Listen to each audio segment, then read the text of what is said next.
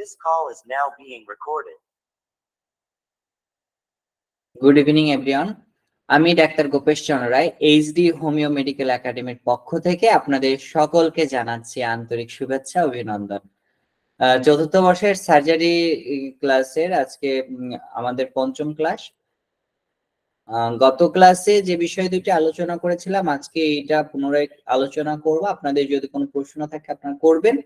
তারপর মূলত সেলুলাইটিস এবং কার্বনকলস এবং গ্যাংগ্রিন এই তিনটা বিষয় গত ক্লাসের ছিল। আমি গত ক্লাসে আলোচনা করেছিলাম। এই বিষয়টা যদি আপনাদের কোনো প্রশ্ন থাকে আপনারা করবেন যখন আলোচনা হবে। এরপরে আজকে মূলত আলোচনা করব ঘাড়ের আঘাত সমূহ, আমাদের ঊর্ধ্বাঙ্গ নিম্নাঙ্গের অস্থিভঙ্গ, স্থানচ্যুতি, এগুলো নিয়ে আমি আলোচনা করব। মাথার আঘাত, মেরুদণ্ডের আঘাত, এগুলোর কি ডিজিজের নাম আছে, এবং সর্বশেষে আমাদের ঊর্ধ্বাঙ্গ এবং নিম্নাঙ্গ এই বিষয়টা আমি 3D মডেলের মাধ্যমে প্র্যাকটিক্যালি আপনাদের হাতে কলমে দেখানোর চেষ্টা করব। আপনারা যদি দেখেন এবং মোবাইলটা যদি অন করে রাখেন তাহলে আপনার এই বিষয়টা খুব সহজে বুঝতে পারবেন।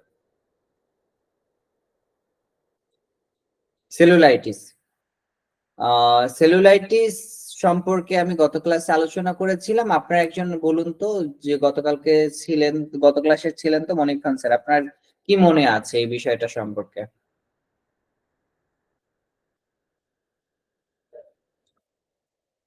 একটু বলুন, তাহলে আমার সুবিধা হবে আলোচনা করতে।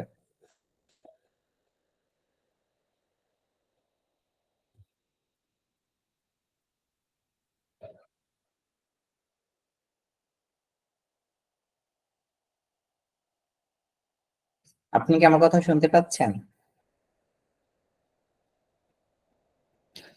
ঠিক আছে, যদি আপনার মনে না থাকে আমি পুনরায় এটা বলছি। সেলুলাইটিস হচ্ছে, আপনার এই ছবিটা দেখলে বুঝতে পারবেন, এই অংশটাকেই বলা হচ্ছে সেলুলাইটিস। সেলুলাইটিস হলো ত্বকের একটি সংক্রমণ যা ত্বকের নিচের স্তরগুলিকে প্রভাবিত করে। এটি সাধারণত আমাদের স্টাফাইলোকক্কাস বা স্ট্রেপ্টোকক্কাস ব্যাকটেরিয়ার কারণে হয়ে থাকে। এই দুইটা ব্যাকটেরিয়া, কয়টা ব্যাকটেরিয়া? দুইটা ব্যাকটেরিয়া। এটা হচ্ছে স্টাফাইলোকক্কাস, স্ট্রেপ্টোকক্কাস, এই দুইটা ব্যাকটেরিয়ার কারণে হয়ে থাকে।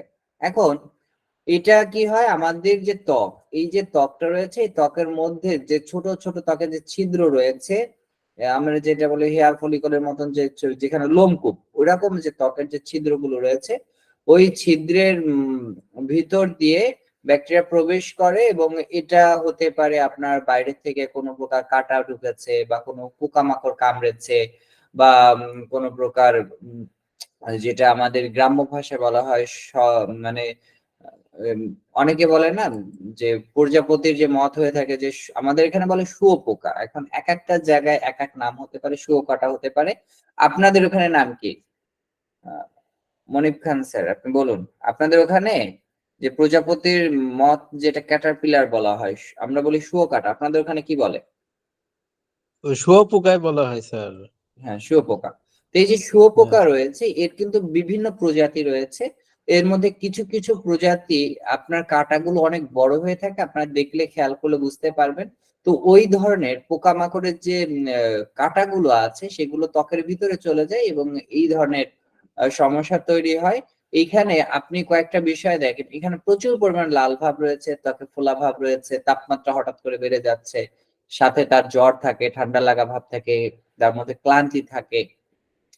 তো এই বিষয়গুলো যদি আপনি চিন্তা করেন, এখানে সীমিত সংখ্যক মেডিসিন চলে আসে, আপনার প্রচুর পরিমাণে জ্বালা যন্ত্রণা রয়েছে, আপনি ক্যান্থারিস ব্যবহার করতে পারতেছেন, পোকামাকড় কামড়ানো সেখানে লিডাম প্লাস্টের যে মেডিসিনটা রয়েছে এটা ব্যবহার করতে পারতেছেন, আপনি হাইপেরিকাম ব্যবহার করতে পারতেছেন। যেহেতু গরম ঠান্ডা যদি আপনি অনুভূতিটা খেয়াল করেন, যে গরমে উপশম, গরমে ভালো লাগে না ঠান্ডায় ভালো লাগে, এই দুটো দিক চিন্তা করে আপনি লিডাম এবং হাইপেরিকামের পার্থক্য করে নিতে পারছেন। সাথে আপনি বেলেডোনার কথা চিন্তা করতে পারেন। তো এই যে সীমিত সংখ্যক মেডিসিন, হিপারসাল, এই অল্প কিছু মেডিসিন যদি আপনি চিন্তা করেন, তাহলে ক্যান্সারের সহ এই যে অল্প সীমিত সংখ্যক, এই সীমিত সংখ্যক ওষুধ সাথে লক্ষণ সাদৃশ্যে যদি আপনার যে মেডিসিনটা হয় সেটা যদি আপনি চিন্তা করেন, তাহলে এরকম সেলুলাইটিস খুব দ্রুত ইমপ্রুভমেন্ট করা সম্ভব, এবং আপনি মডার্ন মেডিসিনে যে কয়দিন আপনার এই ধরনের ট্রিটমেন্ট হয় তার থেকে দ্রুত সময় আপনার ট্রিটমেন্টে, বিশেষ করে হোমিওপ্যাথিক ট্রিটমেন্টে এটা আরোগ্য করা সম্ভব। কারণ এর মধ্যে কিছু কিন্তু জটিলতা রয়েছে, আপনাকে জটিলতাটা জানতে হবে। যদি এখানে কোনো ফোড়া থাকে তাহলে কিন্তু এটা অনেক জটিল হয়ে যাবে, তখন কিন্তু আপনাকে ভাবতে হবে যে এখানে যদি কোনো ফোড়া হয়ে যায়, ঠিক আছে? আবার যদি আপনার হাড়ের সংক্রমণ হয়ে যায়, সেপসিস হয়ে যায় বা সেলুলাইটিস, তখন কি করতে হবে আমাদের? আরো ভাবতে হবে, বিশেষ করে রক্তনালীতে যদি সংক্রমণটা হয়, যদি কোনো রক্তনালী থাকে, যদি ভেরিকোজ ভেইন থাকে, অর্থাৎ আপনার একটা পূর্ববর্তী রোগ রয়েছে যে রোগের সাথে সেলুলাইটিসটা যুক্ত হয়েছে, এই দুইটা মিলে একটা জটিল অবস্থা তৈরি হয়। এখন ভেরিকোজ ভেইন এর সাথে যদি সেলুলাইটিস হয় তাহলে কি হবে? এটা জিনিসটা জটিল হয়ে গেল না? এখন আমাদের মূল রোগের উৎপত্তি কারণ হচ্ছে ট্রু ডিজিজ, বা যেটাকে বলা হচ্ছে চিররোগ বা মায়াজম। মায়াজমেটিক মেডিসিন আপনি যদি প্রয়োগ করে, যদি ধাতুগত সঠিক মেডিসিনটা প্রয়োগ করতে পারেন, তাহলে দেখবেন এই রোগটা, শুধু এই রোগটাই সারবে না, তার ভিতরে অনেক রোগের পরিবর্তন হবে। রুগী এসে বলবে, ডাক্তার সাহেব আপনি কি আবার এই রোগের ওষুধ দিছিলেন? আমার এই রোগটাও না সেরে গেছে। যে রোগটা গোপন, গোপনীয় রোগ, যেটা কাউকে বলতে পারে না, আপনাকেও বলতে পারে না লজ্জার কারণে, এই ধরনের রোগও কিন্তু তার সেরে যাবে। এখন আমরা কি করব? বিশেষ করে কয়েকটা বিষয়, আপনার সেলুলাইটিস যখন আপনি দেখবেন, তখন আপনি রক্তের সিবিসিটা দিবেন। আর কি দিবেন? কিছু সিম্পল প্যাথোলজিক্যাল টেস্ট দিতে পারেন। এটা কেন দিবেন? কারণ রক্তের যে সমস্যাটা আছে সেটা বোঝার জন্য। তার ভিতরে ডায়াবেটিস থাকলে দেখা যাচ্ছে সে যদি বলতে না পারে, তাহলে কিন্তু এই রোগটা আপনার অনেকদিন সময় লাগবে। রোগী বলতে পারে যে আমার রোগটা সারছে না কেন? এই যে সারছে না কেন, এই সারছে না, না সারার কারণটা আপনি যদি জানাতে হয়, তাহলে কি করতে হবে?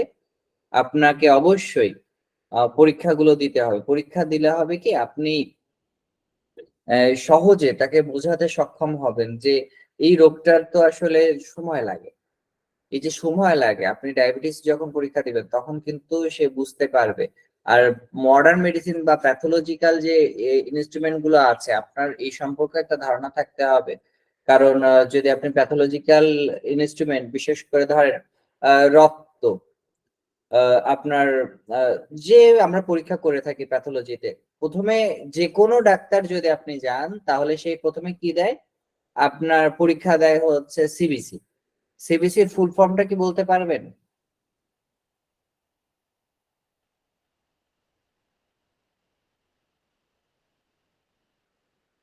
স্যার, সিবিসির full form complete blood count, তাই না স্যার? খুব সুন্দর হয়েছে, ধন্যবাদ আপনাকে। এখন এই যে আচ্ছা। কমপ্লিট ব্লাড কাউন্ট, এই যে পরীক্ষাটা, এই পরীক্ষাটা কিন্তু একটা কমন পরীক্ষা। এইরকম আপনার আরেকটা কমন পরীক্ষা হচ্ছে সিইউসি, কমপ্লিট ইউরিন কাউন্ট। এটা পপুলার হসপিটালে দেয়, এবং আপনার অন্যান্য হসপিটালে লেখে ইউরিনারি বা ইউরিন আরএমই বা ইউরিন আরই। এইভাবে কিন্তু এক একটা হসপিটালে ডায়াগনস্টিক সেন্টারে যে আপনার ইনভেস্টিগেশন স্লিপ রয়েছে, ওইখানে লেখা থাকে, এবং সেই অনুসারে আপনি পরীক্ষা দিবেন। এবং প্রত্যেকটা পরীক্ষার সময় আপনার একটা স্বাভাবিক মান আছে, এবং ওই স্বাভাবিক মানটা খেয়াল করবেন। সেই স্বাভাবিক মানের থেকে যদি এটা আপনার পরিবর্তন হয়, তখন কিন্তু আপনি বুঝতে পারছেন যে না, আমার এই রোগীটার এই সমস্যা রয়েছে। তাহলে আপনি বুঝতে পারবেন। আবার দেখেন, রোগীর মধ্যে ক্যালসিয়াম যদি এটা প্রস্রাবের সাথে ক্ষয় হয়, যেমন আপনার পিএইচ লেভেলটা দেখছেন প্রস্রাবের সাথে, তারপরে আপনি দেখেন তার পাশ্চার কেমন হচ্ছে, বের হচ্ছে। তো এই বিষয়গুলো কিন্তু আপনাকে কি করতে হবে? জানতে হবে। তার যদি অ্যালবুমিন প্রচুর পরিমাণে সিক্রেশন হয়, প্রসবের সাথে যদি যায়, তাহলে কিন্তু আপনাকে ওই বিষয়গুলো খেয়াল করতে হবে। এবং তার যদি ধরেন কোনো গুরুতর যৌন রোগ থাকে, তাহলে কিন্তু সে দ্রুত সারবে না। যদি তার মধ্যে এর মধ্যে হার্পিস সিমপ্লেক্স থাকে, তাহলে কিন্তু এই রোগীটা দ্রুত সারবে না। তাহলে সেলুলাইটিস তো সেরে যাবে, এটা খুব দ্রুত সারে, কিন্তু এর সাথে যদি অন্য রোগ থাকে, তাহলে আপনি রোগীকে বোঝাতে সক্ষম হবেন। যেমন হার্পিস সিমপ্লেক্স হচ্ছে, হার্পিস সিমপ্লেক্স এর জন্য আপনি যদি পরীক্ষা না করেন, বা তার ভিতরে জট্রসা হচ্ছে, এটা একটা কমন জিনিস। রোগীদের প্রায় সময় বলে যে জট্রসা হচ্ছে। জট্রসা তো আপনার হার্পিস সিমপ্লেক্স এর কারণে হয়। এখন হার্পিস সিমপ্লেক্স তো খুবই জটিল, এটা তো দ্রুত সারে না, কিন্তু হার্পিস সিমপ্লেক্স এর কারণে যদি চোখের সমস্যা হয়, তাহলে ক্যারাটাইটিস হচ্ছে। হার্পিস জোস্টার হচ্ছে। এখন এই বিষয়টাও তো আপনাকে পরিপূর্ণ নলেজ রাখতে হবে। এর সাথে যদি তার লিভারের সমস্যা থাকে, তার যদি হরমোনাল ইমব্যালেন্স থাকে, হরমোন কিন্তু পরীক্ষা করা হয়। যদি মহিলাটা আপনার থাইরয়েডের সমস্যা থাকে, তখন আপনি T3, T4, TSH এই 3টা পরীক্ষা কিন্তু আপনি কমন দিবেন। আপনি আগে শুনবেন যে তার এর আগে কি রোগ ছিল। কারণ আপনি যদি এর আগের রোগটা আপনি না জানেন, তাহলে আপনি যতই বলেন না কেন, আপনি তাকে কিন্তু বোঝাতে সক্ষম হবেন না। কেন হবেন না? কারণ সে তো তার বিশ্বাসটা ওই জায়গায় আসবে না। কারণ সে বিভিন্ন সময় অনেক মডার্ন মেডিসিন ডাক্তার দেখিয়েছে, পরিবর্তন হয়নি। আপনি হোমিওপ্যাথিক চিকিৎসা করবেন, তার কাছে ভক্তি হবে না। আর সবথেকে বড় জিনিস যে আপনার মূল্যায়নটা আপনাকে যদি মনে হয় যে রুগী করবে, তাহলে আপনাকে প্যাথোলজিক্যাল জ্ঞান, বিশেষ করে এই বিষয়গুলো ভালোভাবে জানতে হবে। কার্বনকলস, দেখেন ফোড়া নিয়ে তো আমি আলোচনাই করেছি। দেখেন কার্বনকলস হলো কার্বন এবং ক্যালসিয়ামের যৌগ রাসায়নিক সংকেত। এই যে জায়গাটা আছে, এটা কিন্তু কালো হয়ে যাবে, এটা কিন্তু ফোড়া। ঠিক আছে, ফোড়ার মধ্যে অনেক কিছু রয়েছে, কিন্তু এটা কিন্তু পুরোপুরি কার্বনকলসে পুরোপুরি যেতে পারে না, কারণ এখানে তো কার্বন এখন আসে নাই। এটা যদি কালো হয়ে যায়, তাহলে কিন্তু সেই জায়গাটা কার্বনকলস হয়ে যাবে। এবং এখানে কি থাকতেছে, কার্বনকলসে কিন্তু আপনার কি থাকবে, আপনার সব থেকে বড় জিনিস খেয়াল করতে হবে যে আপনার এই ধরনের রোগ খুবই কিন্তু মানে একই ধরনের। ঠিক আছে, এই যে আপনার গ্যাংগ্রিন বলেন, ন্যাক্রোসিস বলেন, এটা কিন্তু খুব সামান্য সামান্য পার্থক্য। হোমিওপ্যাথিতে কিন্তু এই পার্থক্যগুলো জানা লাগে না। যেমন ন্যাক্রোসিস এবং গ্যাংগ্রিন দুটোটাই কিন্তু সেম সেম, সামান্য কিছু পার্থক্য আছে পরীক্ষার খাতে লেখার জন্য। কিন্তু আপনার হোমিওপ্যাথিতে রুগী দেখার জন্য কিন্তু তেমন কোনো পার্থক্য নাই। কারণ গ্যাংগ্রিন হচ্ছে টিস্যুর মৃত্যুর কারণে টিস্যুর ক্ষত বা পচন, সেটাই গ্যাংগ্রিন। এবং টিস্যুর মৃত্যুকে নেক্রোসিস বলা হচ্ছে। এবং গ্যাংগ্রিনও 3 প্রকার, নেক্রোসিসও 3 প্রকার। গ্যাংগ্রিন হচ্ছে আপনার ওয়েট গ্যাংগ্রিন, যেটাকে ময়শ্চার গ্যাংগ্রিন বলা হচ্ছে। এটা নিয়ে আমি বেশ গত ক্লাসে আলোচনা করেছি। কারণ শুষ্ক গ্যাংগ্রিন, আর্দ্র গ্যাংগ্রিন, গ্যাসীয় গ্যাংগ্রিন, এই গ্যাংগ্রিনের রোগী যদি আপনি সুস্থ করতে পারেন, আপনার কিন্তু চেম্বারটা খুব দ্রুত সুনাম ছড়িয়ে পড়বে। কারণ কিছু কিছু রোগী আমাদের হোমিওপ্যাথি ছাড়া কিন্তু এখানে ভালো কোনো কিছু নাই। কারণ গ্যাংগ্রিন হলে ওই কোষের মৃত্যুর কারণে টিস্যুর ক্ষয় হতে থাকে। কিন্তু শুধু কি কোষের মৃত্যু হচ্ছে, একটা পরিবারের মৃত্যু হচ্ছে। আপনি দেখেন মডার্ন মেডিসিনে একটা গ্যাংগ্রিন পেশেন্ট যেভাবে ট্রিটমেন্ট করে, আপনার পাটা কেটে ফেলে, ওই লোকটা খুবই কমই আছে যে যাদের পুরোপুরি পাটা কেটে ফেলছে তারা পরিপূর্ণ বাদবাকি জীবন ভালোভাবে বেঁচে আছে। তাদের অনেক সমস্যা হয় এবং তারা কিন্তু খুব দ্রুত মারা যাচ্ছে।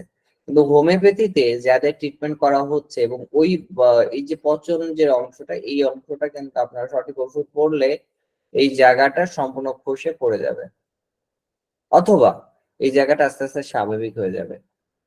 স্বাভাবিক হয়ে যেতে পারে, খসেও পড়ে যেতে পারে, কিন্তু আপনি তো আর কাটছেন না, কাটছে তো তার শরীরের থেকেই, যার কারণে ক্ষতি হবে না। এই ক্ষতি না হওয়ার কারণে কিন্তু সে দ্রুত সুস্থ হবে। এবং আপনাকে এই বিষয়গুলো কিন্তু খুব ভালোভাবে বুঝতে হবে। এই বিষয়টা যদি আপনি খুব ভালো করে বুঝতে পারেন, এবং এর জন্য যে পরীক্ষা আছে, সেই পরীক্ষাগুলো ওই কমন, আপনি যে কোনো রোগী দেখেন না কেন, আপনি কমন পরীক্ষাটা দিবেন হচ্ছে সিবিসি রক্তের পরীক্ষা কমন দিবেন। এখানে যে কোনো রোগী হোক না কেন, সিবিসিটা কমন। এরপরে হচ্ছে এইচবি এ অলসি বা এ অনসি বলতেছে আপনার, এইচবি, তারপরে আপনার সিবিসি দিলেন, তারপরে হচ্ছে ইউরিনারি দিলেন। এই কটা কমন, এই কটা আপনি দিবেন। সাথে যদি তার কোনো সমস্যা থাকে, তাহলে সেটা আপনি দিতে পারেন। অর্থাৎ একটা প্রস্রাবের পরীক্ষা, আপনি রক্তের সিবিসি পরীক্ষা, এই দুটো কমন দিবেন। কমন দিলে হবে কি, তার রক্তের সেও বুঝবে যে না, আমার এই ডাক্তার বেশ কিছু প্যাথোলজিক্যাল জিনিস বুঝে, এবং এনার সাথে ট্রিটমেন্ট করালে হয়তো আমি দ্রুত সুস্থ হব। তার মধ্যেও কিন্তু একটা আস্থার জায়গা টাইপে। আমরা সব থেকে বড় সমস্যা করি কি, যে আমরা পরীক্ষা দিই না। আরেকটা জিনিস দিতে পারেন, যদি কখনো কোনো পেশেন্টের দেখেন পায়খানায় সমস্যা হচ্ছে, তাহলে আপনি স্টুল RERS CS এই তিনটা, অর্থাৎ এই তিনটা দিলেই তার কিন্তু পেটের যত সমস্যা আছে আপনার চলে আসতে পারে। আর আবার যদি দেখেন যে কোনো পেশেন্টের সাথে সাথে রক্ত যাচ্ছে পায়খানার সাথে, তখন অকাল্ট ব্লাড টেস্ট, যেটাকে বলা হয় OBT, স্টুল OBT। তাহলে স্টুল OBT যদি আমরা দিয়ে থাকি তাহলে কিন্তু আমাদের এই রোগীর সাথে আপনি প্যাথোলজিক্যাল কিছু টেস্ট দিয়ে দিলেন, তাহলে রোগীও কিন্তু সন্তুষ্ট হয়ে গেল যে না, আমার এই যে ডাক্তার দেখে শুনে ওষুধ দেয়। গ্যাংগ্রিনের জন্য আমি গত ক্লাসে ওষুধের কথা বলেছি, মনে আছে কি? আপনি যদি কাইন্ডলি একটু বলেন। ওষুধ বেশ কিছু বলেছিলাম, কমন ব্যবহার করা হয় যেগুলো,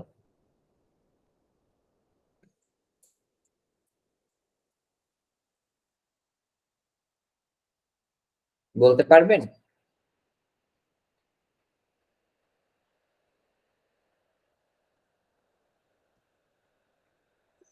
স্যার ক্যান্থারিসের কথা বলছিলেন নাকি? সেটা তো ক্যান্থারিসের ক্যান্থারিস গ্যাংগ্রিনের জন্য কমন যে কটা কমন মেডিসিন আছে, আসলে ক্যান্সারিস সহ আমাদের যে কোনো মেডিসিন হতে পারে। আমাদের লক্ষণ সাদৃশ্য যদি আপনি দেন, আমাদের 8,200+, প্রায় 9,000 কাছাকাছি মেডিসিন বর্তমানে, 9,000-এর জি স্যার। কাছাকাছি। এখন এই 9,000 মেডিসিন তো আপনি রেপার্টরি এটা যদি কিন্তু করেন কমন আপনি। একটা মেডিসিন হতে পারে স্যার, আর্সেনিক অ্যালবাম, হুম, কমন গ্যাংগ্রিনের জন্য। কিছু মেডিসিন আসে তো। হ্যাঁ, স্যার আর্সেনিক অ্যালবাম দেওয়া যাবে না স্যার? অবশ্যই যাবে, যাবে না কেন? এটা তো আপনার first grade super grade medicine. আমি যে কয়টা মেডিসিনের নাম বলতেছি এটা কিন্তু সুপার গ্রেড, আপনাকে বুঝতে হবে। জি স্যার। আপনার ওষুধ অনেক রয়েছে, আমি বলতেছি সুপার গ্রেড মেডিসিন, যেমন আর্সেনিক অ্যালবাম, সিকেলিকর, অ্যানথ্রাক্সিনাম, তারপরে আপনার কার্বোভেজ, সাইলেশিয়া, এগুলো কিন্তু Yes, গ্যাংগ্রিনের জন্য সুপার গ্রেড মেডিসিন। জি স্যার। এই মেডিসিন গুলো, তারপরে আপনার যে কোনো ক্ষত রোগী যদি দেখেন, ক্যালেন্ডুলা মাদারটা এটা আপনি দিবেন, এটা কমন। হ্যাঁ স্যার।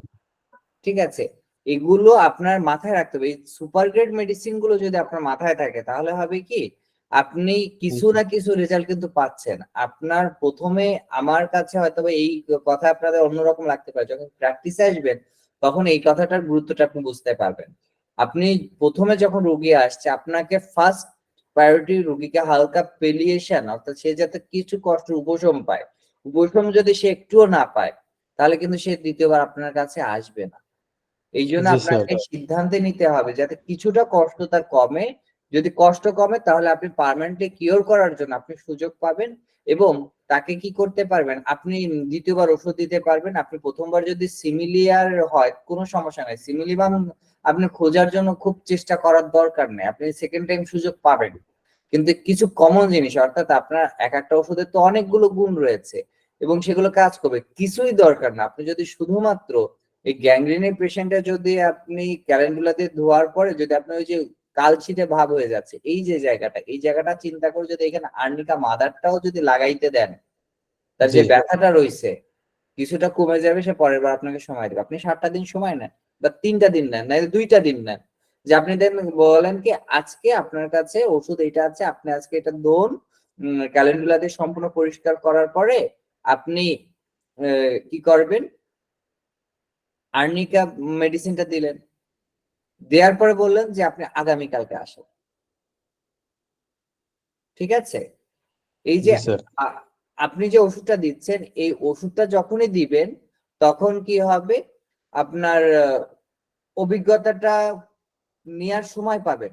কিন্তু আপনি যদি তাকে একটুও পরিবর্তন না করতে পারেন, অর্থাৎ আপনি ক্যালেন্ডুলা দিলেন, আপনি সিমিলিমাম মেডিসিন চিন্তা করলেন যে আমার একদম সিঙ্গেল মেডিসিনে যাব, মানে আমাদের যে মূল যে থিঙ্কিং, যে মূল বিষয়টা কি, আমরা সবসময় যাচ্ছি সিমিলিমাম মেডিসিন। এই যে সিমিলিমাম মেডিসিন, এই সিমিলিমাম মেডিসিন যদি আমরা নিতে চাই তাহলে কি করতে হবে, আমরা সবসময়। হ্যাঁ বলো।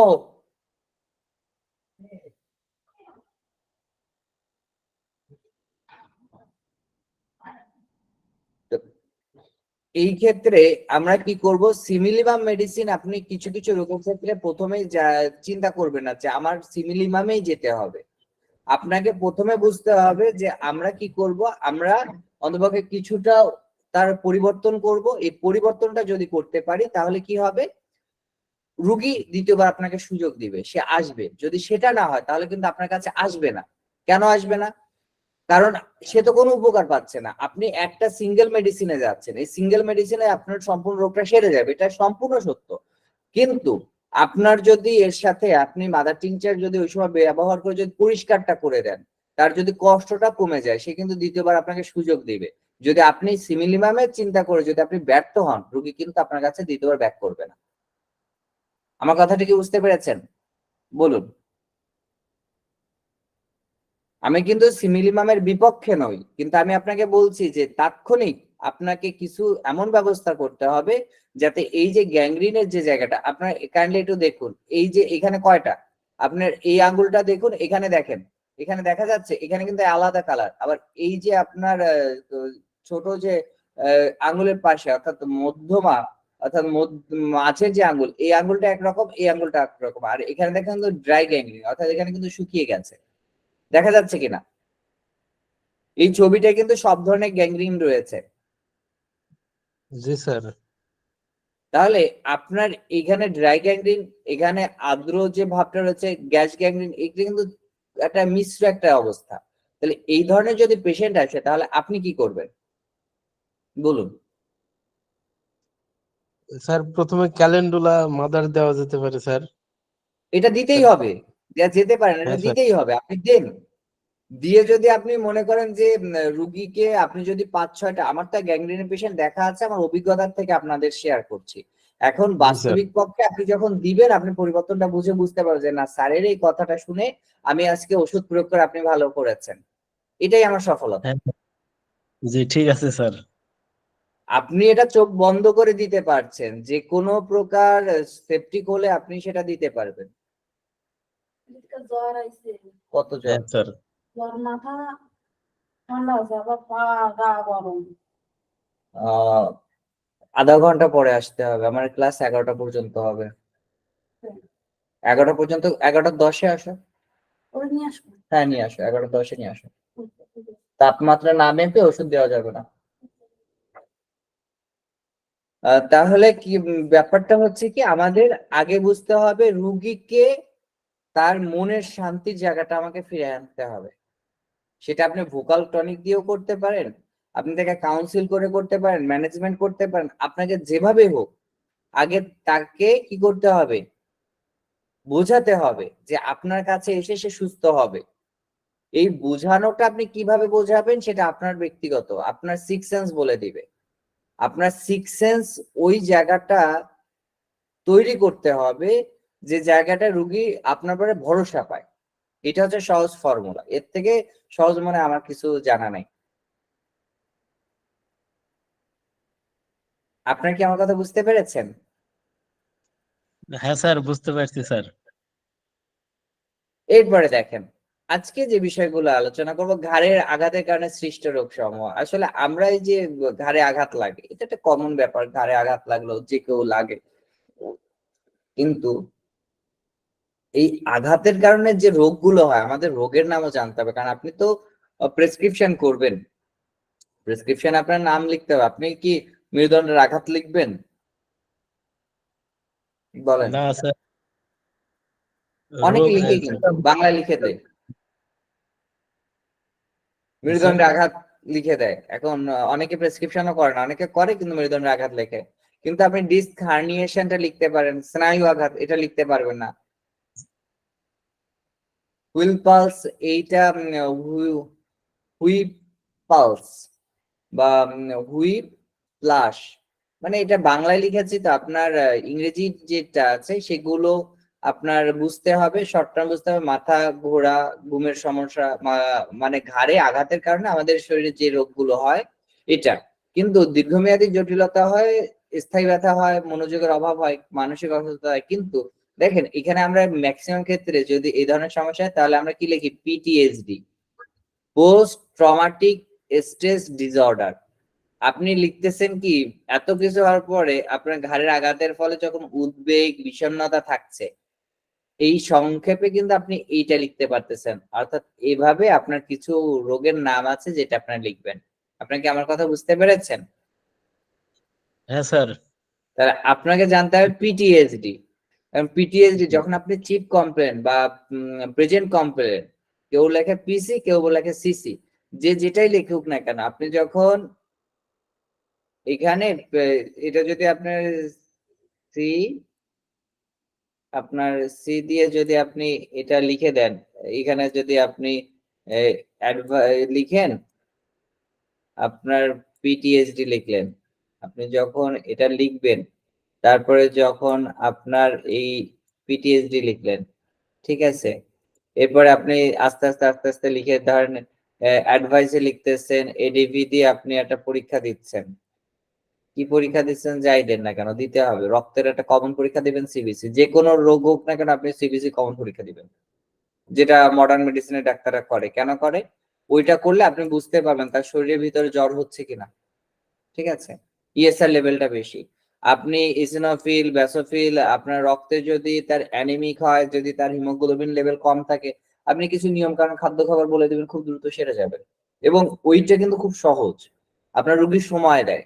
অর্থাৎ আপনার যদি রোগীর অ্যানিমিয়ার পেশেন্ট হয়, আপনি বুঝলেন অ্যানিমিক, কিন্তু আপনি যদি সিবিসি দেওয়ার পরে যখন আপনি হিমোগ্লোবিন দেখাবেন যে হিমোগ্লোবিনে কম আছে, তখন কিন্তু রুগী বুঝবে যে না তার এত কম আছে। তাহলে আপনি যদি বলেন তাকে প্রতিদিন একটা করে হয় বেদানা খাবে, না হয় সে জিয়াল মাছ খাবে, না হয় রক্ত বাড়ানোর জন্য সে কচু শাক খাবে, এই ধরনের। অর্থাৎ আপনি বলেন ড্রাগন ফল খেতে পারে, লাল বিট খেতে পারে, লাল শাক খেতে পারে, কিন্তু সে তখন কিন্তু সে মানবে আপনার কথাটা, কারণ আপনি প্রমাণ হিসেবে দেখাচ্ছেন সিবিসি কমপ্লিট ব্লাড কাউন্টে আপনার হিমোগ্লোবিন লেভেলটা যা দেখা থাকার দরকার ছিল তার থেকে কম আছে। এখন এই কম থাকার কারণে কিন্তু আপনার সে মানবে। এখন যদি আপনি ওটা না করেন তাহলে কি সে মানবে? আপনারা একটু বলেন। আপনি যতই বলেন রক্ত কম, সে কি মানবে? মানবে না কিন্তু। এখন রোগীর সিফিলিস তার আপনার কোন ধরেন আপনার দুশ্চিন্তা করতেছে, ঘাড়ে আঘাত পাইছে কেন, আপনি সিচুয়েশনটা বোঝেন।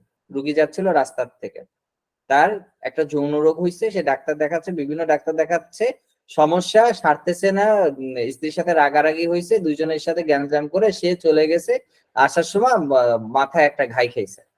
এবার এই জায়গার রোগটা আপনি পিটিএসডি তো লিখলেন, কিন্তু তার পাস্ট হিস্ট্রিতে দেখতেছেন তার কি আছে, ধরেন সিফিলিস আছে, তার কথায় বুঝলেন, কিন্তু আপনি কি তাকে বলবেন আপনার সিফিলিস হয়েছে? আপনি কি বলতে পারবেন? আপনার অনুমান তার সিফিলিসের লক্ষণ আছে, আপনি কি বলতে পারবেন?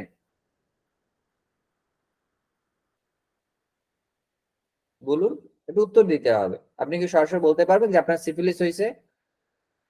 না স্যার, সরাসরি তো বলা ঠিক হবে না স্যার। বললে আপনার তো ডাক্তারি একদম ওই দিনই শেষ। মানে কিছু কিছু রোগ আছে, আপনি যদি কোনো রোগীকে বলেন আপনার এইচআইভি হয়েছে, আপনি হ্যাঁ কিন্তু স্যার। শেষ। মানে জি আপনার স্যার। সম্পর্কে যা বলার তা তো বলবেই। আপনাকে দেখা যায় সামনের পরে অনেক কিছু বললো, আর রুগীকে বলবে যে ও ডাক্তার না তো আর কিছু। মানে এই যে রোগগুলো, যে রোগগুলো আপনার রুগী চাপিয়ে যায়, মানে সহসা প্রকাশ করতে চায় না, এই কথাগুলো আপনি মুখে বলতে পারবেন না, এটা আপনাকে লিখিত প্রমাণ দেখাতে হবে। আর তার জন্য আপনাকে কি করতে হবে? সিফিলিস হলে আমরা কি পরীক্ষা দিই একটু বলেন তো?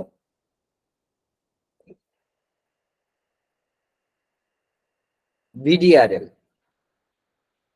সিফিলিস হলে আমরা পরীক্ষা দিই ভিডিআরএল। জি স্যার। ভিডিআরএল দিলাম, তারপরে তারপর আপনার টিপিএইচ এ একটা পরীক্ষা দেওয়া হয়, দুটো পরীক্ষা দেওয়া হয়, সাথে আপনার রক্তে সিবিসি থাকলো। তাহলে এই দুটো যখন হবে তখন ঘাড়ের ব্যথা থাকুক আর না থাকুক, আপনার সিফিলিসের ট্রিটমেন্টের জন্য সে সময় দিবে আপনাকে। ঘাড়ের ব্যথা তো সেরে যাবে, কারণ ওটা তো 3 মাস লাগবে। আপনার কিছু নিয়ম কানুন যদি আপনি না দেন, তাহলে যতই বলেন না কেন সে কি মানবে? এখন ঘাড়ের ব্যথাটা এটা একটা সিচুয়েশন বললাম, আরেকটা সিচুয়েশন হতে পারে সে গাড়ি দুর্ঘটনার কারণে হয়েছে, খেলাধুলার কারণে হয়েছে, বা অন্য কোনো ঘটনা যখন হঠাৎ করে মাথার সামনে পিছনে খুব এরকম ঝাঁকি লাগছে, মানে এবার ঝাঁকি লাগছে, তাহলে এইভাবে যদি ঝাঁকি লাগে তাহলে ওই যে রোগটা হচ্ছে, অর্থাৎ সামনে এবং পিছনে ছুঁড়ে যে যে রোগটা হচ্ছে সেটা হচ্ছে হুই পালস বা হুই প্লাস। নতুন একটা রোগ, আমাদের কাছে নামটা নাই, কিন্তু আমি ইদানিং কাল দেখলাম যে না, লক্ষণগুলো খুব হচ্ছে শক্তভাবে, তার মাথাটা শক্ত হয়ে যায়, শক্ত ভাব থাকে, মাথা ব্যথা করে, মাথা ঘোরে, ক্লান্তি থাকে, ঘুমের সমস্যা থাকে, মনোযোগের অভাব থাকে, এগুলো এই রোগ। মানে অর্থাৎ বর্তমানে মডার্ন মেডিসিন কিন্তু এমন কিছু কিছু রোগের নাম দিচ্ছে যে রোগটা শুনলেই মানুষ আতঙ্কিত, আমার এই রোগ হয়েছে, এত মারাত্মক রোগ হয়েছে, এর ট্রিটমেন্ট কি না কি। আপনি কথাটা বোঝেন?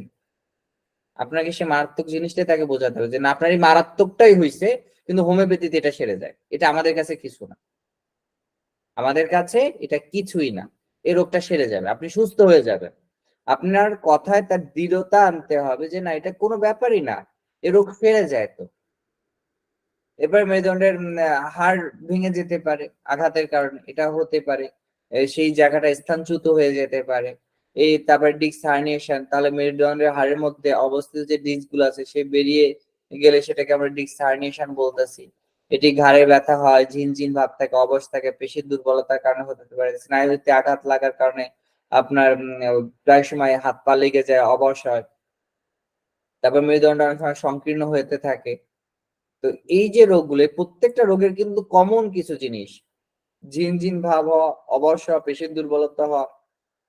তো এখানে আপনি কিন্তু সীমিত কিছু মেডিসিনে কিন্তু আপনি দেখেন আপনার ওষুধ চলে আসতেছে, আসছে কিনা আপনি একটু খেয়াল করে দেখেন, এই লক্ষণে কিন্তু আমাদের হিউজ পরিমাণ মেডিসিন রয়েছে। কিন্তু যত মেডিসিনই বলেন না কেন, আপনার কমন একটা মেডিসিন আঘাতের জন্য যেটা আমরা সবসময় ব্যবহার করে থাকি, আর্নিকা, কমন মেডিসিন।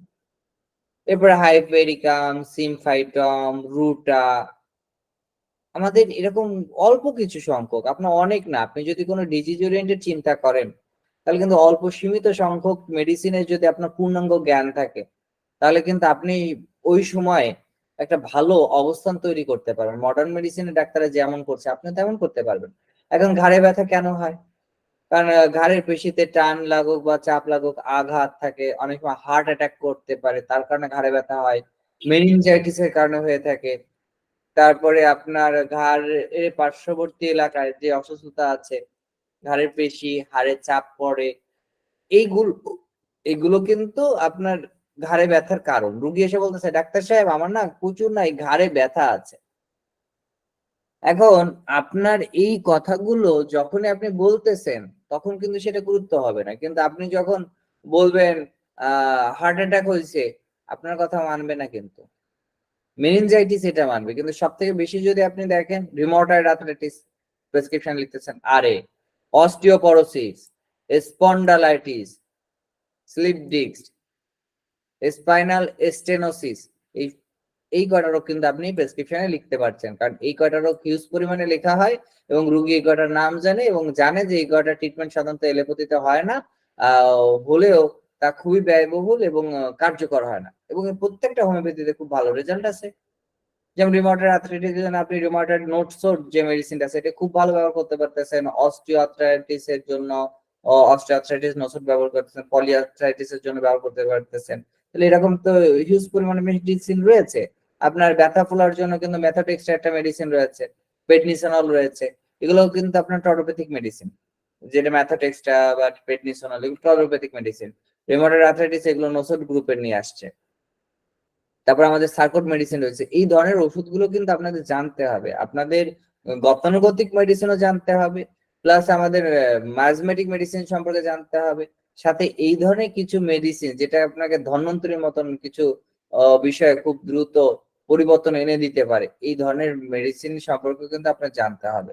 দেখেন, স্লিপ ডিস্ক, স্লিপ ডিস্ক হলে কি হয়, যে কোনো ট্রমা বা আঘাত থেকে যখন আমাদের কশেরুকা, এখন কশেরুকা সম্পর্কে আমাদের জানতে হবে, ডিস্ক যখন বেরিয়ে আসে তখন মেরুদণ্ডের উপর চাপ পড়ে, একেই আমরা হার্নিয়েটেড সার্ভিক্যাল ডিস্ক বলছি, ঠিক আছে, যেটাকে স্লিপ ডিস্ক বলা হচ্ছে। তাহলে এই বিষয়গুলো কিন্তু আমাদের জানতে হবে। আর ওই সাথে যদি কখনো জীবাণু সংক্রমণ হয়ে যায় তাহলে জিনিসটা অনেক জটিল হয়ে যায় এবং অনেক সময় দেখা যাচ্ছে মেরুদণ্ডে ক্যান্সার হয়ে যায়, যার কারণে কিন্তু আপনার ঘাড়ে ব্যথা হয়। তাহলে আপনার ছোট বিষয় থেকে মারাত্মক বিষয় পর্যন্ত কিন্তু লক্ষণ সেম, কিন্তু রুগী কিন্তু বুঝবে না।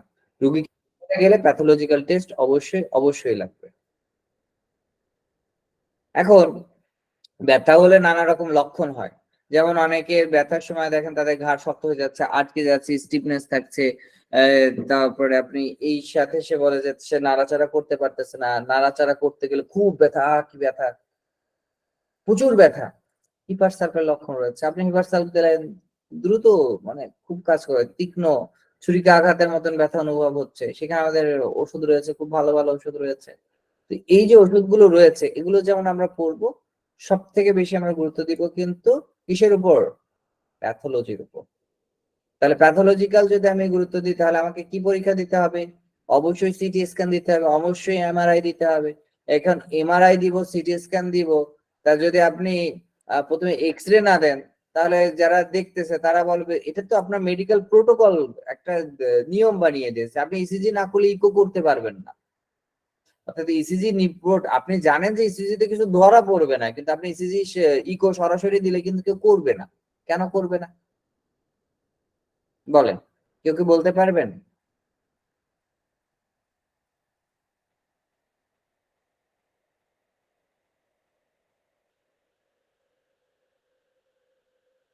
ঠিক আছে, হয়তো আপনাদের এই তথ্যটা নাই। আমি বিভিন্ন সময় রুগীকে দিয়েছি, করেনি, তাকে আগে ইসিজি করুন, ও ডাক্তার কিছু বোঝে না, ইকো কিসের, আগে ইসিজি করুন। ইসিজি করার পরে যখন সমস্যা ধরা পড়ে নেই তখন কিন্তু তারা ঠিক ইকো করছে, না হ্যাঁ এবার ঠিক আছে। এটা দুটো জিনিস, একটা মেডিকেল বাণিজ্য আছে, আপনার কিছু পরীক্ষা আছে, এই পরীক্ষা ছাড়া কিন্তু হয় না। আপনি দেখবেন অনেক ডাক্তার কিন্তু এগুলো লিখে দেয় যে এটার সাথে এটা করতে হবে, এই একটা দিক আছে। আর একটা দিক আছে কি, সত্য সত্যই কিছু কিছু রোগে যে আমরা মশা মারতে কামান দাগায় না অনেকে, যেমন আমার যদি এক্স রেতেই বোঝা যায় তাহলে আমি কেন সিটি স্ক্যান করাবো? কিন্তু যদি ডাক্তার অভিজ্ঞ হয় এবং ডাক্তার সম্পর্কে যদি ডায়াগনস্টিক সেন্টারের পূর্ণাঙ্গ ধারণা থাকে তাহলে কিন্তু তারা প্রথমেই আপনি যেটা লিখে দিবেন সেটাই তারা করবে, না হলে কিন্তু করবে না। আর সেই জায়গাটা নিতে গেলে কিন্তু আমাদের সময় লাগবে। একজন মডার্ন মেডিসিন ডক্টর যে পরিমাণ অভিজ্ঞ, তিনি যে তথ্যগুলো দেন আমরা কিন্তু সেই পরিমাণ তথ্য দিতে সক্ষম হই না, যার কারণে আমাদের প্রতি ডায়াগনস্টিক সেন্টারে যারা আছেন তারা কিন্তু ভরসা পায় না। তারা বলে ওই যে হোমিওপ্যাথিক ডাক্তার দিছে না, হয়তো এত মারাত্মক কিছু না, কিন্তু আপনি যে মারাত্মক রোগের ট্রিটমেন্ট করতে করতে অভ্যস্ত সেটা তো এখন তারা বুঝে না। এই জন্য সমস্যাটা হয়, এই জন্য ইকোটা আপনি দিলে করে না। কিন্তু আপনি যখন সেই জায়গাটায় চলে যাবেন, যেমন আপনি দেখবেন একজন বিশেষজ্ঞ, তারপর বলে না ডিপার্টমেন্টাল হেড, যদি কোনো ডিপার্টমেন্টাল হেড কোনো ডিগ্রিতে নাম থাকে, সে যদি কোনো স্পেসিফিক পরীক্ষা দেয় ওইটা কিন্তু ডাক্তার খুব সুন্দর করে করে, যে না অমুক ডিপার্টমেন্ট হেড এই বিষয়টা দিছে তার মানে আমাকে করতেই হবে। আপনাকে সেই জায়গাটায় আপনার অভিজ্ঞতার মাধ্যমে আপনাকে ওই জায়গাটায় যেতে হবে। এই দেখেন কঙ্কাল, এখন আমাদের কঙ্কাল তন্ত্র, আমাদের মূল কঙ্কালে আমাদের 206টা হাড় নিয়ে গঠিত। এখন আমরা যদি চিন্তা করি আমরা এটাকে কয়টা ভাগে ভাগ করতেছি, দেখেন 4টা ভাগে বিভক্ত করতেছি। তাহলে মাথার খুলি, এটা হচ্ছে করোটি। তাহলে মাথার খুলি এই অংশটা হচ্ছে কি করোটি, কারণ এটা নিয়ে আমাদের না বুঝলে আমরা কিন্তু 3D মডেল বুঝতে পারবো না। এরপরে দেহকাণ্ড, দেহকাণ্ড বলতে বোঝানো হচ্ছে ধরেন এখান থেকে এই যে লাল অংশ ধরেন এখান থেকে যে আপনার এই পর্যন্ত হচ্ছে দেহকাণ্ড, এটা হচ্ছে দেহকাণ্ড। ঊর্ধ্বাঙ্গ কি আপনার হাত, অর্থাৎ এই যে হাতের যে অংশটা দেখছেন এই পর্যন্ত হচ্ছে ঊর্ধ্বাঙ্গ, আবার এখান থেকে এসে ঠিক এই পর্যন্ত হচ্ছে আপনার ঊর্ধ্বাঙ্গ। আর নিম্নাঙ্গ হচ্ছে নিচের এই যে পা, অর্থাৎ হিপ জয়েন্টের এখান থেকে শুরু করে এই পা হচ্ছে আপনার নিম্নাঙ্গ। এখন এই যে বাংলাটা আমরা বললাম, এই বাংলাটা বললে আপনার মেডিকেলে আপনার কোনো গুরুত্ব নেই। মেডিকেলে আপনি এভাবে কোনো প্রেসক্রিপশন লিখতে পারবেন না, আপনাকে মেডিকেল টার্মিনোলজি অনুসারে লিখতে হবে। ঠিক আছে, আমি তাহলে আপনি যদি দেখেন তাহলে আমাদের অস্থিভঙ্গ, ঊর্ধ্বাঙ্গ, নিম্নাঙ্গ, অস্থিচ্যুত, এইসব বিষয় যদি আমাদের বুঝতে হয় তাহলে আমাদেরকে জানতে হবে আমাদের যে ঊর্ধ্বাঙ্গ, কাঁধের যে অস্থিভঙ্গ, এখানে তাহলে আমাদের আছে কি? হিউমেরাস। তাহলে হিউমেরাস, রেডিয়াস, আলনা। এবার আপনি যদি হিউমেরাস কোনটা সেটা যদি না জানেন, আলনা কোনটা সেটা যদি না জানেন, আপনি তাহলে রোগীর ট্রিটমেন্ট কি করে করবেন? আপনি এমআরআই দিবেন, আপনাকে উল্লেখ করতে হবে, এক্স রে দিবেন, উল্লেখ করতে হবে। তাহলে X ray, CT scan, MRI, এবং আপনার প্লাস্টার করার সিস্টেম জানতে হবে, অস্ত্রোপচার কিভাবে কি করা হয়, এগুলো জানতে হবে। আর এগুলো জানতে গেলে কি করতে হবে, আমাদের পূর্ণাঙ্গ জ্ঞানটা নিতে হবে। কোথা থেকে? আমাদের এই যে 3D মডেল আছে এখান থেকে আমাদের বুঝতে হবে। ঠিক আছে, তো আমি 3D মডেলে চলে যাই, তাহলে আপনাদের সাথে যে বিষয়টা শেয়ার করছি সেটা আপনারা খুব সহজেই আমার মনে হয় বুঝতে পারবেন।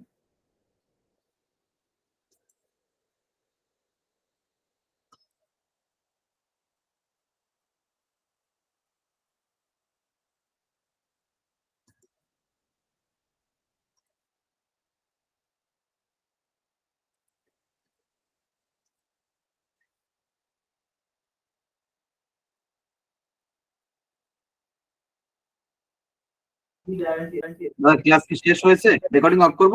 আহ না, এখন একটু দেরি করেন, আমি 11টায় শেষ করব।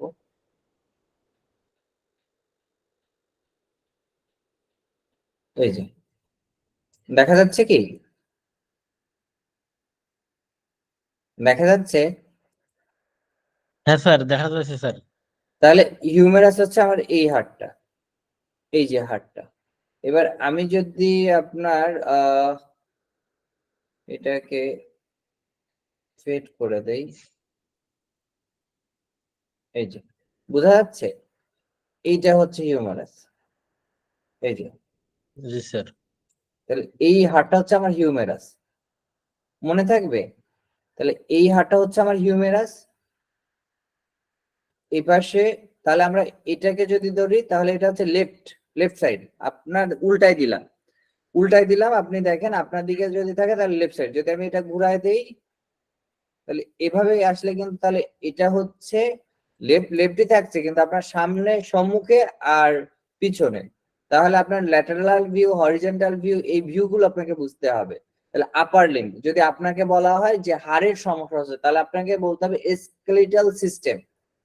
এবারে অ্যাপান্ডিকুলার কাকে বলে? কেউ কি বলতে পারবেন? আপনার একটু বলেন তাহলে আমার একটু সুবিধা হবে, কারণ এই অন্তত 2-3টে জিনিস আপনি যদি মনে করেন মাথায় নিয়ে যেতে পারেন তাহলে আমার জন্য মনে হয় যে আপনার মাথায় থাকবে যে না, এই বিষয়গুলো আমাকে বুঝতে হবে। কিভাবে বুঝতে হবে? কারণ এটা কেন বুঝতে হবে, কারণ আপনি যখন অস্থিভঙ্গ বা হাড় ভঙ্গের যদি কোনো রুগী দেখতে যান তাহলে আপনাকে তো সেটা লিখতে হবে এবং ডাক্তারকে বোঝাতে হবে যে আপনার সমস্যাটা কোথায় হচ্ছে। তাহলে এই সমস্যাটা বোঝাতে গেলে আপনাকে এই বিষয়গুলো জানতে হবে না। অ্যাপেন্ডিকুলারটাকে কি বলা হয়? আপনার কি কেউ একটু বলতে পারবেন? একটু বলেন তো। Appendicular skeleton. আমার তো মূলত স্কেলেটন বা কঙ্কাল তন্ত্র, তাই না? স্কেলেটাল সিস্টেম বা কঙ্কাল তন্ত্র, তাই এটাতে স্কেলেটল।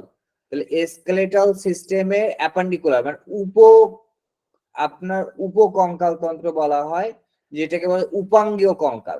অ্যাপেন্ডিকুলার স্কেলেটন মানে উপাঙ্গীয় কঙ্কাল। দেখেন এটা হচ্ছে মূল কঙ্কাল, এই সম্পূর্ণটাই তো কঙ্কাল তন্ত্র, মানে এই যা কিছু সেটা তো পুরো কঙ্কাল।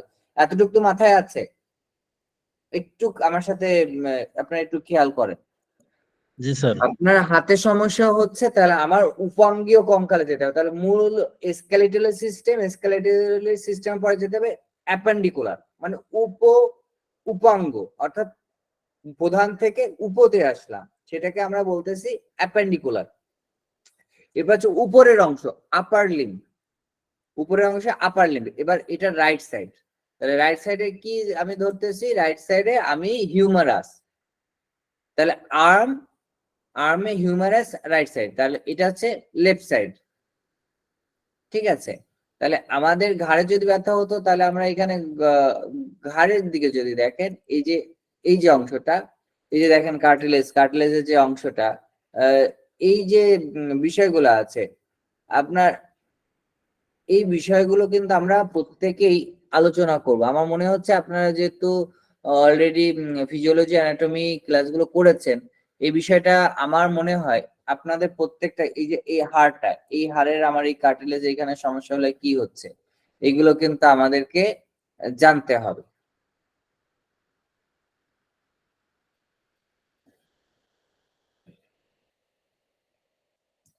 বুঝতে পেরেছেন? বলেন তো, এই যে আমি এইটা দেখাচ্ছি এটা কি? Trichothyroid membrane and ligament. সাউন্ডটা কি শোনা যাচ্ছে? একটু কাইন্ডলি বলবেন।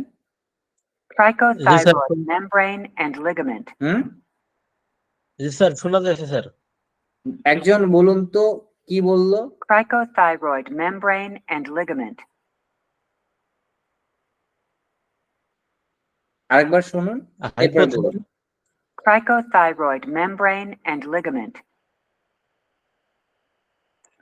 ক্রাইকোথাইরয়েড মেমব্রেন অ্যান্ড লিগামেন্ট। এখানে ক্রাইকোথাইরয়েড মেমব্রেন অ্যান্ড লিগামেন্ট। তাহলে আমার এখানে লিগামেন্ট রয়েছে, ক্রাইকোথাইরয়েড। তাহলে এইভাবে যদি আমরা খেয়াল করি এবং প্রত্যেকটা উচ্চারণ আমরা যদি দেখেন, এটা হচ্ছে থাইরয়েড মেমব্রেন, Thyrohyoid membrane.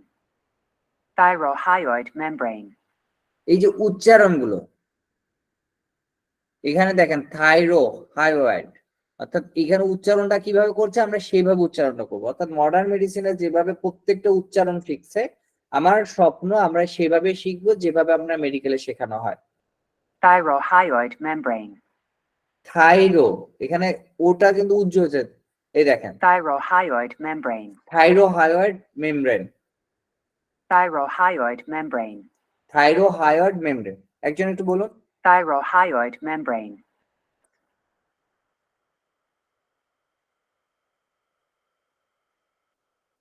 মনিব খান স্যার, আপনি কি শুনতে পেয়েছেন? জি স্যার। আপনি একটু বলুন, আমি করতেছি, আপনি একটু কাইন্ডলি বলুন Thyrohyoid membrane. কি শুনতে পাচ্ছেন। Thyrohyoid membrane. শোনা না গেলে থাইরয়েড শোনা না গেলে আপনি আমাকে বলতে পারেন যে শুনতে পাচ্ছি না। হ্যাঁ স্যার শুনতে পারছি কিন্তু খুব একটা ভালো বুঝতে পারছি না স্যার। ঠিক আছে, কি বুঝতে পেরেছেন সেটুকু বলেন। স্যার আরেকবার একটু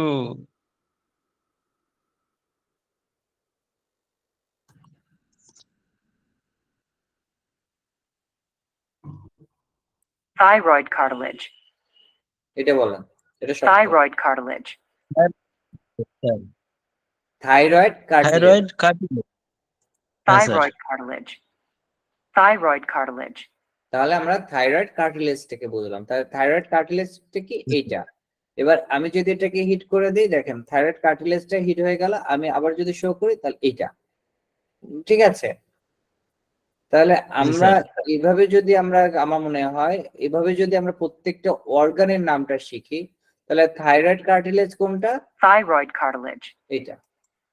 এইটা হচ্ছে থাইরয়েড কার্টিলেজ। তাহলে আমি যদি এই অংশটা এইভাবে দেখি, তাহলে আমার জন্য কি আপনি মনে করেন যে থাইরয়েডের সমস্যা, তাহলে থাইরয়েড কার্টিলেজ কোনটা? এটা। তাহলে আমরা যদি এভাবে দেখি, তাহলে এবার যদি শুনি Thyroid cartilage. থাইরয়েড কার্টিলেজ, তাহলে আমার মনে হয় যে থাইরয়েড কার্টিলেজটা কি সেটাই আর কোনো সমস্যা হওয়ার কথা না। জি ঠিক স্যার। আছে, জি স্যার। তাহলে আজকে এই পর্যন্তই থাকুক। আমরা এভাবে প্রত্যেকটা অঙ্গ কিভাবে ফ্র্যাকচার হচ্ছে এগুলো প্রত্যেকটা দেখবো, শিখবো, বুঝবো এবং সেভাবে নিজেদেরকে তৈরি করব। কারণ এই যে ওর দেখেন Humerus. হিউমারাসের এটা কি লেফট সাইড।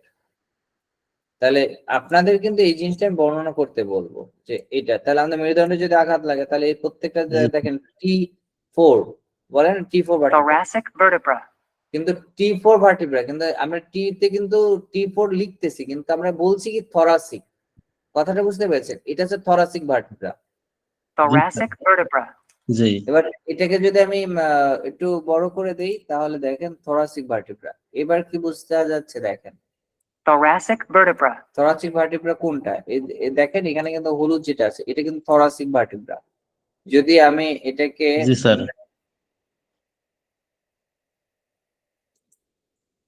এবার দেখেন এই বোনটাকে আলাদা করে দিলাম, থরাসিক ভার্টিব্রা এই যে থরাসিক ভার্টিব্রা, হ্যাঁ স্যার।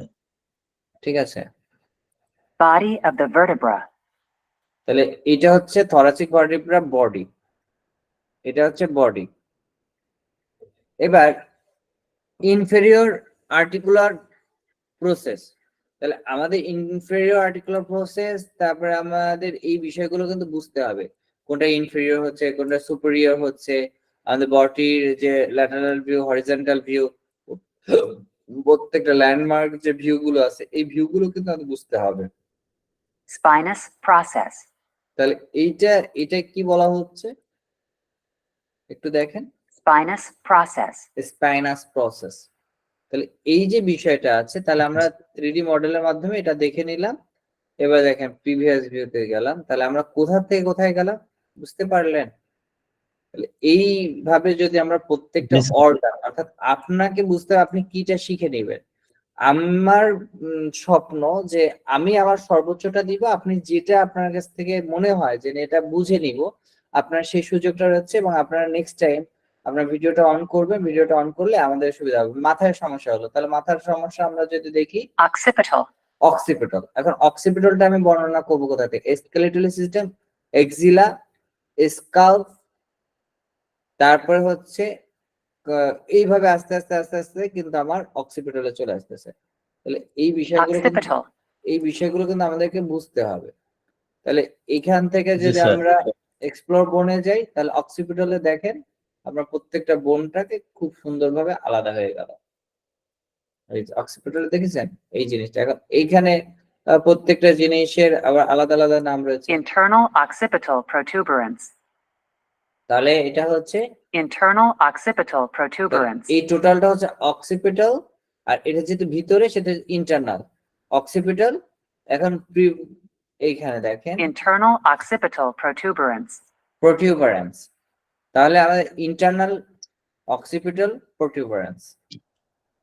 Internal occipital protuberance. তো আজকে এই পর্যন্তই থাক।